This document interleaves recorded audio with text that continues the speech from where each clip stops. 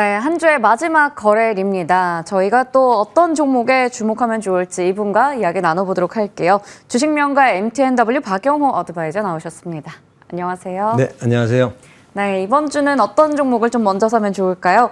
먼저 마무리 전략부터 다음 주 전략에 대해서 이야기 나눠볼게요. 네. CPI가 간밤에 예상치 하회하는 수준으로 나와서 금리 인하에 대한 기대감이 더 커졌습니다. 근데 간밤 미증시는 그동안 좀 많이 올랐던 피로감 때문인지 밀렸어요. 오늘 국내 증시도 약간 또 우려가 되긴 하는데 어제 코스피는 그래도 이제 연중으로는 종가 기준 고점 기록했거든요. 오늘은 시장 어떨 것 같으세요? 어제는 뭐 옵션 만기일이기 때문에 나름대로 선방했다라는 말씀을 좀 드리고 싶은데 미국 CPI가 좀 떨어질 거라는 것은 그동안에 많이 예견들을 좀 했었습니다. 소문에 사서 뉴스에 팔자라는 얘기가 나왔는지 특히나 이런 그 IT 관련주들이 좀 약세를 보였는데 단기간으로 많이 올랐기 때문에도 그렇다라는 의식을 떨쳐버릴 수는 없을 것 같고요. 하지만 시장이 이렇게 쉽게 무너지진 않을 것 같다라는 생각이 듭니다. 반도체가 이제 그 HBM 문제가 공급 문제가 남아 있는데 HBM 공급이 원활해진다면은 전반적으로 인공지능에 대한 AI 그 솔루션이라든지 아니면 온 디바이스라든지 이런 것들이 확산이 되면서 전반적으로 그 IT 쪽에 이런 쪽의 시장은 좀 좋아질 거다. 단기간에 많이 올랐기 때문에 쉬어간다. 이렇게 그냥 편하게 생각하시는 게 좋을 것 같습니다. 네, 단기간에 많이 올랐던 만큼 지금은 약간 쉬어가는 구간이다. 또 다음 도약을 위해서 약간 쉬어갈 필요도 있겠죠. 자, 그러면 어제 시장에서는 또 XR, VR 관련주들이 정말 많이 올랐었는데요. 이 부분에 대해서는 또 어떻게 보셨는지 궁금해요. 정말 오랜만에 올랐습니다. 네, 너무 오랜만이었어요. 예, 한 4년 됐나요? 아마 그 정도 됐을 것 같아요. 거의 고점이 2021년 예, 아마 그 정도 됐을 것 같은데 AR하고 VR이 이제 시장에서 이슈를 받을 수밖에 없다라는 거를 이제 시그널로 보여준 게 뭐냐? 바로 이제 온 디바이스거든요. 사실 온 디바이스 같은 경우에는 이동형 기기에 대한 이러한 그 적용이 상당히 필요한데 이동형 기기의 대명사가 우리가 있는 휴대폰하고 그리고 이제 그 VR 헤드셋인데 이 헤드셋이 그동안에 시장에서 상당히 그 첨단 기기다라고 인식을 받았으면서도 컨텐츠라든지 사용의 부족함이라든지 이런 것 때문에 어려웠었는데 이번에 AI가 만약에 VR하고 XR에도 적용이 된다면은 상당 부분 새로운 시장을 만들 거다라는 것은 우리가 부인할 수가 없을 것 같아요. 그래서 삼성이 우리 앞으로 XR 시작할 거야, 컨텐츠 만들 거야라고 얘기했기 때문에 앞으로도 지속적으로 XR, VR은 시세를 만들어갈 확률이 높다. 이유는 인공지능이다. 이렇게 보시면 좋겠습니다. 네. AI의 발전과 또 관련해서 우리가 봤을 때 꾸준히 이런 쪽 시세는 체크해 볼 필요 있을 것 같아요. 근데 정말 오랜만에 메타버스 쪽 본 만큼 보유자분들 입장에서는 좀 더 뭔가 큰 호재가 나와줘야 될 것 같다라는 생각이 들기도 했습니다. 이제부터 지속적으로 좀 반등해 줄 것 같다는 생각이 좀 듭니다. 다행입니다. 자, 여기까지 시장에 대해서 이야기 좀 나눠봤고요. 자, 그러면 유망주 AS 받아볼 텐데요. 저희 신재생 쪽에서도 해상풍력 관련해서 SK 오션플랜트 4월 12일에 말씀해 주셨어요. 최고가 기준 상승률은 27% 정도 기록합니다. 해상풍력에 대해서는 이제 꾸준히 봐야 되긴 하지만 최근에 워낙에 좀 다양한 섹터들에 밀려 있다라는 그렇죠. 생각도 들거든요. 뭐 중국 이슈도 있고 여러 가지 이슈가 있는데 한 가지 확실한 건 뭐냐면은 유럽이나 미국 쪽에서 중국의 해상풍력 관련에 대해서 배제를 하고 있다는 거죠. 네. 이렇게 됐을 경우 우리나라가 이번에 그 해상풍력에 전진기지로 편입이 되면서 상대적으로 우리나라에는 관심이 높아질 수밖에 없다라는 것.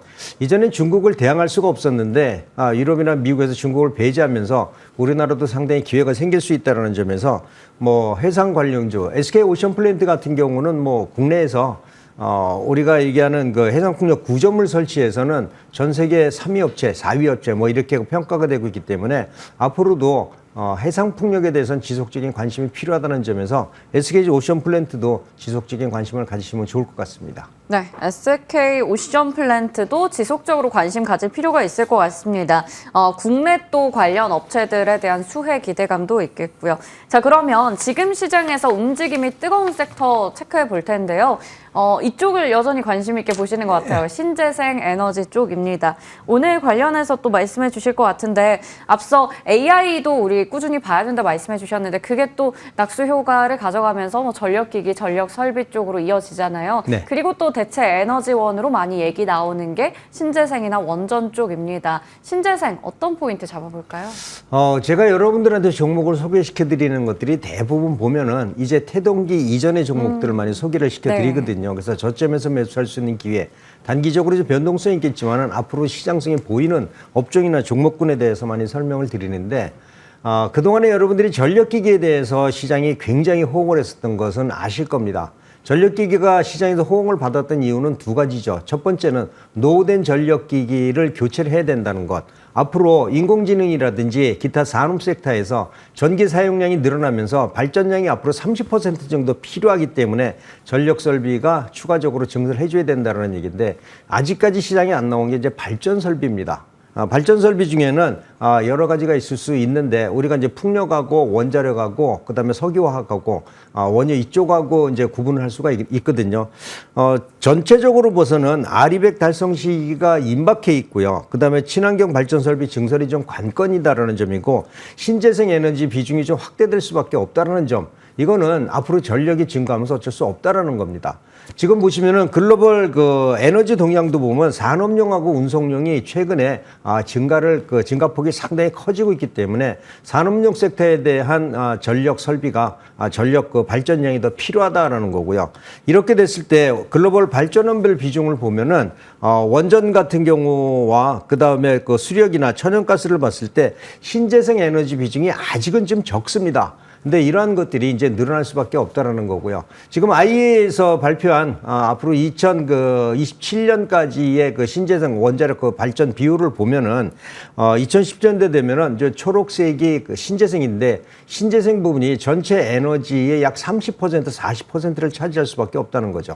또 여기에 중요한 포인트가 앞으로 전기가 부족하다. 그래 발전소를 지어야 되는데 어떤 발전소를 지을 것이냐. 바로 효율이 높은 발전소를 지어야 되는데 효율이 가장 높은 거는 원자력입니다. 근데 원자력은 지금 시작한다고 하더라도 10년 후에나 발전을 할 수 있는 거고요.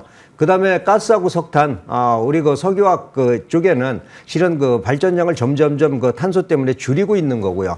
이때 필요한 게 신재생인데 신재생 중에서는 풍력에 대한 발전 효율이 상당히 높다라는 거죠. 약 38%에서 40% 되기 때문에 다른 에너지를 충족을 충분히 할 수 있다라는 거예요. 그래서 앞으로 전력 수요가 급하게 필요할 경우에는 가장 빠른 그 설치 기간이 필요한 2년에서 3년이면은 모든 게 마무리될 수 있는 풍력 쪽이 시장에서 각광을 받을 수 있다. 이렇게 여러분들이 보시면 좋겠습니다. 네, 원전은 10년 정도의 건설 기간 좀 기다려봐야 하는 반면에 SMR과 풍력 쪽에 있어서는 2, 3년이다. 이런 부분 좀 짚어주셨어요. 관련한 종목으로 앞서 저희 AS 받았던 SK 오션 플랜트도 있겠지만 대표적인 종목은 또 CS 윈드인 그럼요. 것 같아요. 근데 저희 유튜브 채팅창 보면 시청자분들도 이쪽 너무 안 간다 이런 얘기 하시거든요. 근데 이게 지금은 좀 어려워요. 왜 어렵냐면 중국에서 워낙 그 저가 물량들을 공급해서 쏟아냈기 때문에 중국 이외 업체들은 수익을 내기가 상당히 어려웠었거든요. 아직도 재고가 좀 있긴 하지만은 이제부터 미국하고 중국이 이제 미국하고 유럽이 중국산을 배제하기 시작하면서 한국에 대한 그 기대치가 높아지고 있다는 거죠.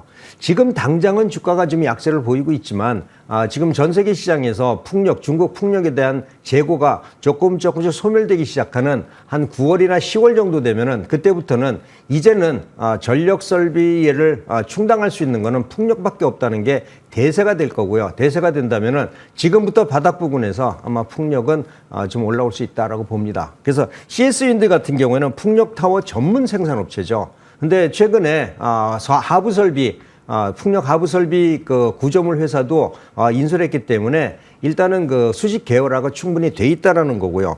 북미하고 유럽의 글로벌 그 생산 기지를 확보를 했습니다. 또 대만하고 베트남의 풍력 설비가 지금 증가하고 있기 때문에 이런 수혜다라고 보고요. 최근 우리 대한민국이 전 세계 풍력 단지 풍력 설비 업체에 일원으로 포함된 것도 상당히 중요한 포인트다. 전 세계 그러니까 메카가 될 수도 있다는 점이거든요. 이때 바로 CS 밴드가 중요한 포인트다라고 보고요. 최근에 들어서 풍력 발전 설비 공급 단가가 인상이 되고 있습니다. 뭐 이거는 이것뿐만 아니라 다른 것도 인상이 되고 있기 때문에 이런 풍력 설비 업체에 대한 실적이 2분기 이후에는 상당히 좋아질 확률이 높다라는 것.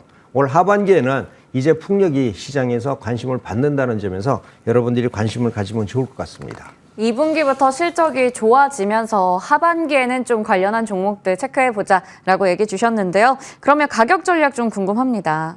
뭐 전일 종가부 그냥 5만 원 정도 되니까 네. 이 정도 부분에서 지금 일괄 매수하는 것보다 천천히 분할 매수하면서 비중을 늘려가는 효과가 좋다라고 보고요. 단기간에 반등한다면은 이전 고점 부근이 6만 원에서 한 6만 5천 원 정도 이 정도 부근에 1차 고점으로 설정을 하고요. 만약에 시장이 어려워서 주가가 약세를 보인다면 4만 5천 원 정도 리스크 관리 금액 여러분들한테 설정해 드리도록 하겠습니다. 네, 매수가는 5만 원 정도부터 분할 매수, 목표 주가는 6만 원, 그리고 리스크 관리 차원에서 손절가는 4만 5천 원 잡아주셨습니다. 오늘 먼저 사볼 종목들 주식명가 MTNW 박영호 어드바이저와 살펴봤습니다. 감사합니다. 네.